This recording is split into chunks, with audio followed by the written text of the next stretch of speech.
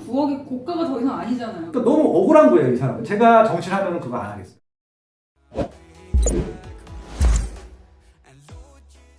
네, 조수빈 TV와 또 파시온 김학률이 함께하는 시간입니다. 자, 벌써 마지막 주제를 할 텐데요. 네. 부동산 정책 이제 지금 생각이 안 나, 25번째인가요? 이렇게 나왔습니다. 디테일하게 따지게 되면 한 네. 30번이 넘었고요. 네. 저는 이제 뭐 25번 제 그걸 공식적으로 발표는 했고, 네. 저는 한 번밖에 안 나왔다고 생각을 해요. 한 번 언제? 2017년 판이 대책. 아, 다 그의 연장선이에요. 네. 과연 이번엔 집값이 잡힐 것인가? 저는 이제 그 질문을 정말 이번 정부 들어서 네. 4년 차인데 1000번도 더 받은 것 같아요. 저 맨날 물어보잖아요. 저도 네, 사실. 네. 근데 뭐 지겹다는 말이 아니라 이게 정말 답답해서 말씀을 드린 겁니다. 그러니까 질문이 답답한 게 아니라 이 상황이 부동산 시세는 잡는 게 아니거든요. 그냥 보는 거고 자연스럽게. 예, 그냥 가는 것들이거든요. 이게 다 올라간 것처럼 보여도 다 올라간 게 아니에요. 빠진 게 더 많다고 아, 믿으시겠어요? 빠진 것도 많아요. 꽤 많아요. 어디 있어? 그러니까 우리가 알고 있는 아파트 매분 다 안 오른 거예요. 그러니까 예를 들어서 이런 거죠. 뭐. 그러니까 이제 2019년도에 서울이 3%가 올랐단 말이죠. 믿어지세요? 3% 올랐다는 게? 얼마 안 올랐죠? 네. 그 얘기는 뭐냐면은 많이 오른 것들만 우리가 알고 있잖아요. 나머지 아파트들은 안 올랐다는 얘기입니다. 보면 내가 살려고 한 아파트들은 네. 두 배, 세 배 뛰었는데 그렇죠, 그렇죠. 뉴스에는 저도 뉴스를 하지만 네. 몇 프로 안 오른 거예요. 네, 그 통계적으로 그러니까 이게 안 올라간 아파트가 더 많은 거예요. 그런 아파트들은 이제 거래들이 많이 않고 그냥 인기가 많지 없기 때문에 그냥 살 사람들만 살고 있기 때문에 또 많이 또 매도 매수를 안 하고 그런 것들 때문에 많이 안 오르는 것들이거든요. 결국 그래서 이게 착시 효과가 있다는 것들을 염두에 두시면 좋겠는데, 그러니까 몇몇 아파트가 올라가는 것들을 보고 기업들이 과열했다는 인식 때문에 굉장히 규제를 세게 하고 있거든요. 그러니까 힘들어요. 근데 지금 말씀하신 대로 힘드신 분들이 정말 투기를 하고 뭐 불법 행위를 하고 이런 분들이 힘들면 이해를 하겠는데 대부분 투기와 나쁜 행위와 무관하신 분들이 힘든 거예요. 가족이랑 살집 하는데도 네. 사는 것도 안 돼, 파는 것도 안 돼, 갖고 있으니까 너무 세금 많이 나. 그러니까 이번 정부에서 그렇게 보호하고 싶고 지키고 싶어하는 임차인 분들이 네. 제일 힘들어요 지금. 집이 없어. 그러니까 지금 최근에 고가 아파트들은 별로 안 올랐어요. 서울의 고가 아파트들은 별로 최근에 안 올랐어요. 뭐가 오르냐면은 서울의 중하위권 아파트들. 저가 아파트. 예, 그리고 경기도권, 인천권에 있는 아파트들이 오릅니다. 금액으로 따지게 되면요, 9억 미만 아파트들이 계속 오르고 있어요 지금. 아, 그러면 아예 이제 웬만한 돈 갖고 서울에 살 수가 없는. 그러니까 지금 모든 아파트들이 아마 10억, 일단 9억 원 더 넘어갈 것 같고 15억을 향해 가고 있지 않을까 싶어요. 그럼 지금 고가주택 기준이 9억이잖아요. 이 기준 네. 자체가 굉장히 오래됐어요. 2008년, 9년에 만든 거예요. 그리고 사실 집값이 오른다고도 뭐 한 집에 사시는 분들은 네. 생활 수준이 더 나아지는 건 아니에요. 그렇죠. 이 고가주택 9억에서 저는 사실 예전부터 뉴스를 하고 있지만 예전부터 9억은 이미 옛날에 사장됐어야 되는 기준이다. 네. 근데 나는 지금 정치인들 정말 이해가 안 되는 게 네. 세금 뜯을 때는 따박따박 뜯어갑니다. 네. 뜯는 편이 미안해요. 네. 세금을 받아갈 때는 날짜도 어겨도 안 돼, 액수도 네. 어겨도 안 돼. 미리 통보를 해요. 또 어떻게 알고? 네, 그런데 왜 네. 9억이란 기준은 비합리적, 이미 무너진 고가주택 기준인데 아직도 유지하는가? 네. 저는 그건 정치적인 의도라고 생각을 하고 있고요. 어떤 의도? 두 가지가 있죠. 결국은 이제 우리는 부유한 사람들한테 돈을 걷어서 복지기금으로 쓰겠다라고 하는 것들을 보여주기 위한 액션이라고 생각하고 있고요. 왜냐면 종부세라는 것들이 대한민국밖에 없어요. 그냥 재산세거든요. 그냥 비싸면 비싼 대로 재산세를 많이 내면 되는 것들이고 우리가 재산세를 올리면 되는데 종부세라고 종합부동산세라고 하는 것들을 하나 명명을 하잖아요. 어떻게 보면은 이렇게 뭐라 그럴까요? 이렇게 낙인을 찍는다고 할까요? 그런 것들이. 그러니까 이분들은 죄는 지는 것은 아닌데 그냥 세금을 걷어도 되는 합리성, 당위성을 확보하는 차원의 정치적인 행위라고 생각을 하고 있거든요. 그래서 결국은 이것들은 이 정치적인 행위가 끝나지 않고서는 계속 유지가 될 텐데. 근데 9억이라는 지금 이제 현재는 9억이 고가가 더 이상 아니잖아요. 그러니까 지금 서울 중위 가격이 10억 5천만 원이에요. 그러면 중위 가격이. 적어도 10억 5천 원 이상으로 넘겨야 되는 거 아닙니까? 그러니까 지금 많은 분들이 지주하는 게 12억까지 올려야 된다. 그럼요. 예, 솔직히 18억까지 올려도 되거든요. 네. 근데 12억까지 올려야 되는데 그걸 다 이분들은 안 듣죠. 절대 얘기를 안 하더라고요. 예, 절대 안 하죠. 그러니까 지금 여당에서도 여당은 당연히 안 하겠지만 야당에서도 얘기를 못 하는 것들이. 왜냐면 그러면 부자들 부자 당이 된다. 네, 그렇죠. 그러니까 또 공격을 받기가 또 쉬운 것들이잖아요. 그런 논란을 두려워하면 안 되지 않을까요? 그러니까 제가 정치를 하면 그거 안 하겠어요, 정치. 왜냐면은 실질적으로 말이 안 되는 것들이 너무 많아서. 그러니까 아까 말씀드렸는데 제가 그런 말씀 드렸잖아요. 여기서 세금을 걷어서 여기다가 주고 여기서 걷었다는 것들을 투명하게 알리자고. 그런 것들을 하게 되면 세금을 기꺼이 낼 수도 있고 기부를 더할 수도 있는 것들이잖아요. 그런 식으로 자연스럽게 세금을 내게 하는 방안들이 필요할 텐데 억지로 뜯어가는 것들은 제가 적어도 상대방을 기분 나쁘게 하거나 억울하게 하면 안 돼요. 있었거든요. 근데 기분 나쁠 수 있는데 지금까지 이랬는데 예. 갑자기 쑥 나가는 느낌. 이제 그러니까 억울한 것도 모르겠는데 그러니까 기분 나쁜 건 이해하겠는데 억울하면 안 되잖아요. 근데 지금 억울하게 되시는 분이 너무 많은 거예요. 대표적인 게 뭐냐면은 40년 동안 한 집에 살았어요. 은퇴해서 소득도 없어. 반포동에 반포중앙 1단지에 자기가 1,500만 원 처음에 이제 그 72년도에 분양할 때 780만 원이었어요. 분양가가 780 분양 받았는데 지금 44억이 됐어요.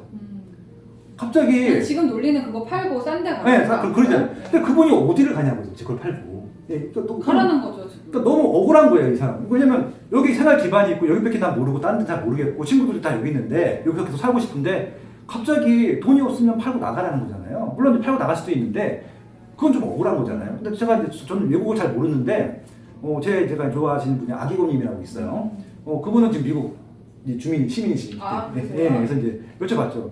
선생님 거기는 세금 어떻게 내요? 그랬더니 오랫동안 살고 있으면은 처음에 샀던 그 가격 기준으로 세금이 올라간대요. 그러니까 지금 사는 가격 이게 다 똑같이 부여하는 게 아니라 예전에 샀으면 옛날 그 물가 인상만큼만 계속 올리는 거예요. 그럼 지금 사는 사람이랑 옛날 샀던 사람이랑 금액이 다른 거예요.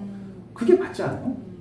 거기가 되면 또 이중자 때다 네. 비난이 있을 수는 있을 것 같은데 제가 적어도 네. 종부세가 기준이 되는 고가주택 기준만큼은 현실화되는 게 맞지 않나. 그렇죠. 그래서 저는 이제 기본적으로 종합부동산세라고 하는 건 부유세라고 생각을 하고 있거든요. 말씀하신 대로, 그러니까 이렇게 상위 몇 프로, 이렇게 그 정도 기준에서 이 금액이 지금은 상위 20%야. 그렇게 해서 20%한테만 세금을 부여해. 이런 게 맞는 거죠. 비율로 해야 될 것 같아요. 그렇죠, 그렇죠. 저는 지금 사회 분위기 제가 자꾸 정치 성향과 상관없어요. 제가 좀 걱정하는 거는요. 지금 모든 어떤 혜택을 할 때 착한이라는 말 붙여요.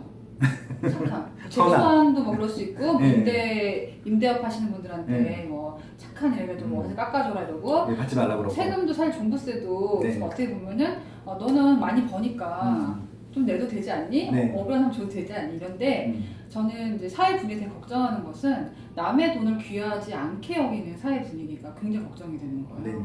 왜냐면 정말 물론 불법 탈법해서 돈 많이 버는 사람도 있지만 다 그렇지 않습니다. 건강하게 버는 사람도 많은데 99.9%는 다 건강하게 겁니다. 저는 친구들 가운데서도요. 맨날 얻어먹기만 하는 사람은 사귀지 말라고 그래요.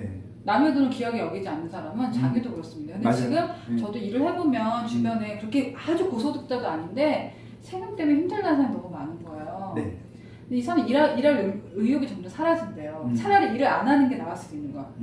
요새 복지가 잘 돼 있으니까 기본적인 건 되니까. 그러니까 약간 지금 남의 돈을 너무 쉽게 여기는 그런 문화? 그렇죠. 그리고 사실 정치인들이 재난지원금 주겠다. 저는 재난지원금 반대하는 건 아니라 지원할 수 있어요. 근데 본인들 돈이 아니잖아요.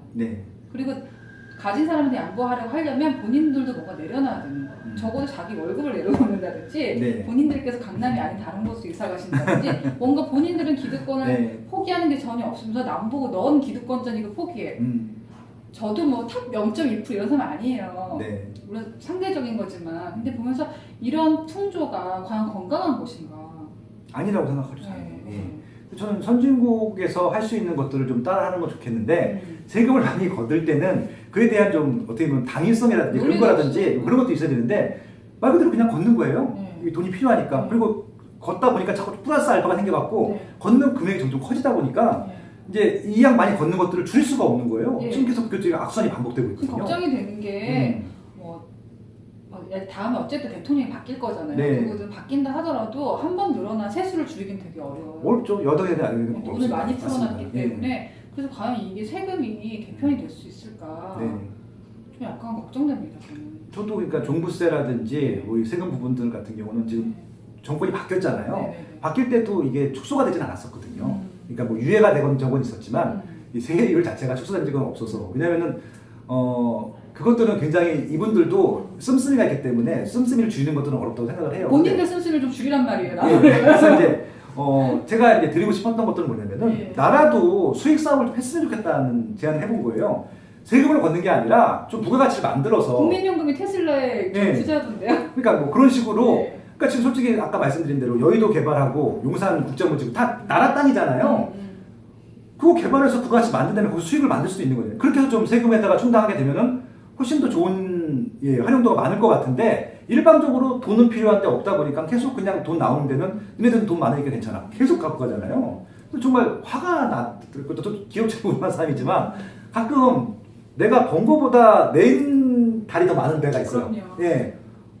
그럼 좀 화가 좀 나긴 하더라고요. 저는 지금 이제 부동산 정책에 한정한다면은 네. 특히 정치하거나 이제 관직에 가신 분이 1주택은 선이고 다주택은 악이다. 전 다주택자 아닙니다. 네. 근데 그런 시각이 올바른가 생각을 했어요. 다주택자라도 세금을 올바르게 내고 올바른 방식으로 집을 마련하고 뭐 임차인들 괴롭히지 않았다면은 네. 그리고 특히 저희가 이제 전 국토부 장관이 결과적으로 정치에 실패한 건 누구나 지금 인정할 거라 생각합니다. 네.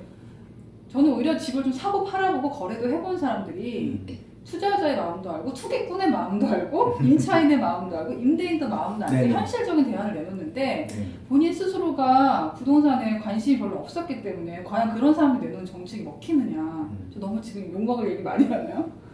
지금 좀 다 경험을 안 해봐도 좋은데 중요한 거는 들어는 봐야 될 거 아니에요. 그러니까 한쪽 얘기만 자꾸 듣는 거예요. 뭐 예를 들어서 정책 발표한 거 저는 꼼꼼히 토시까지 다 보거든요. 네. 한쪽 얘기만 하는 거예요. 이번에도 예를 들어서 이제 그 임대인이 있으면 임차인이 있는 거고 임차인이 있으면 임대인이 있는 거죠. 그럼 양쪽 얘기를 다 들어봐야 되는 거잖아요. 그리고 이제 이런 거 뭐 현금청사 문제도 나오고 공급대책이 나오는데 실질적으로 이번에 공급대책이 엄청 크게 나왔어요. 사상 최대로 나왔습니다. 지금 아마 이번 정권에서 만들겠다고 하는 숫자가 2025년까지 200만 원가 넘어요. 일단 부자고가.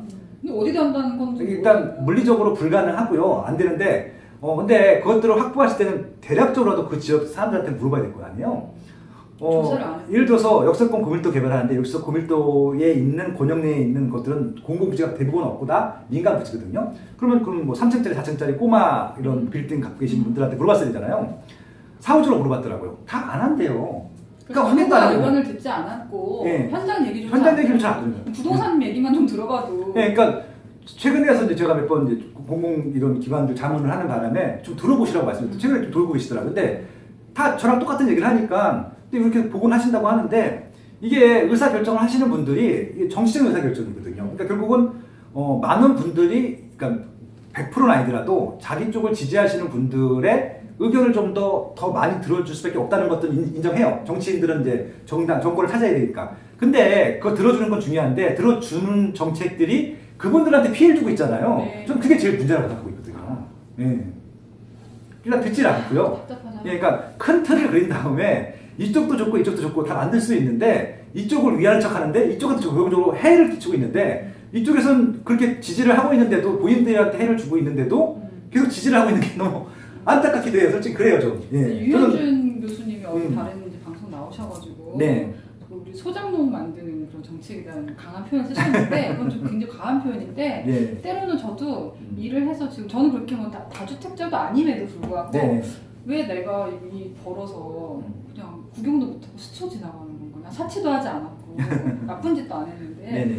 자괴감이 들 때가 좀 많아요.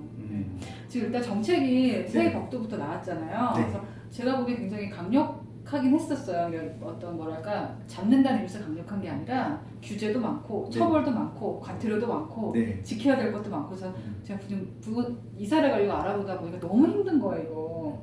그래서 과연 이번엔 진짜 잡힐까 좀 두렵기도 하고 또 세금 걱정도 되고. 근데 2021년 부동산은 어떻게 전망하세요? 이번 대책을 보시니까. 지금 이사 대책이 가장 최근 대책인데요. 네. 2월 4일 나온 네. 공급 대책입니다.